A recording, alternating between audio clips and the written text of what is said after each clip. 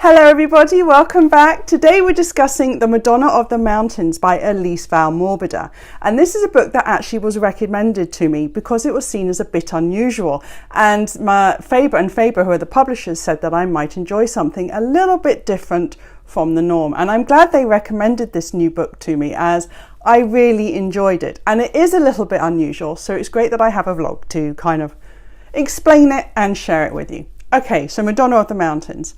In this, we follow a woman called Maria as she tries to survive in the Italian countryside in impoverished conditions during the 20s, 30s, 40s and on to 1950, the era of fascism, the era of the Second World War, and a time where the Italian countryside, people in the Italian countryside were really struggling with poverty, malnutrition and lack of food, as well as the interfering and competing politics of communists versus fascists.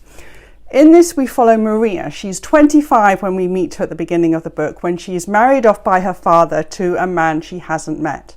This book then follows 3 decades of her life. We sort of visit her in different chunks of her life as she goes from being a young woman to a married woman in an unhappy marriage, to being a mother and seeing that circle of life go around as she sees her daughters grow up and want the same things that she did when she was their age, but obviously when you're a mother, you sort of want different things, and now you understand the circle of life and the struggles of life, and you want more for your children.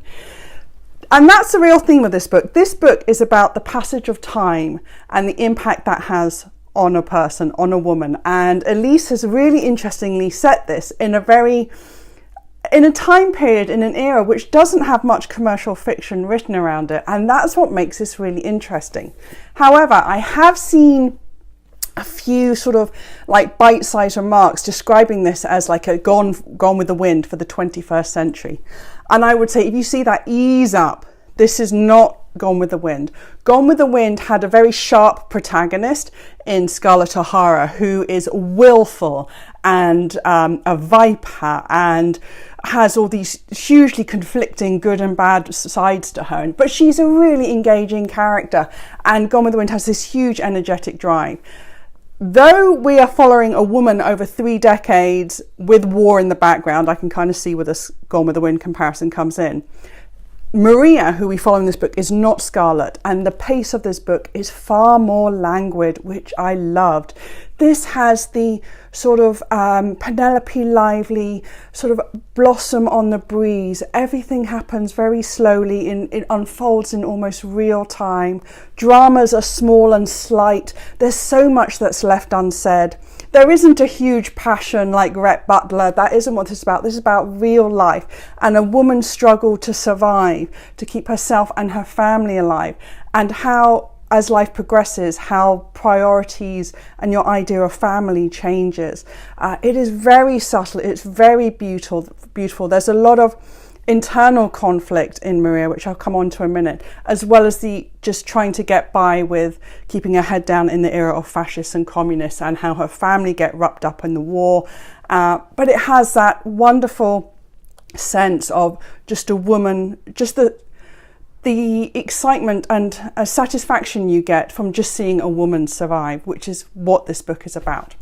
What I did love about the internal conflict, and which gives this the Madonna of the Mountains title, is there's a small element of magical realism that Elise weaves into this book, where Maria's great guide is her little Madonna that she keeps with her, that she takes with her when she is married off at the beginning to her husband, and she keeps with her all times. There are passages in this book where this Madonna almost seems to speak to her, where it sort of becomes the external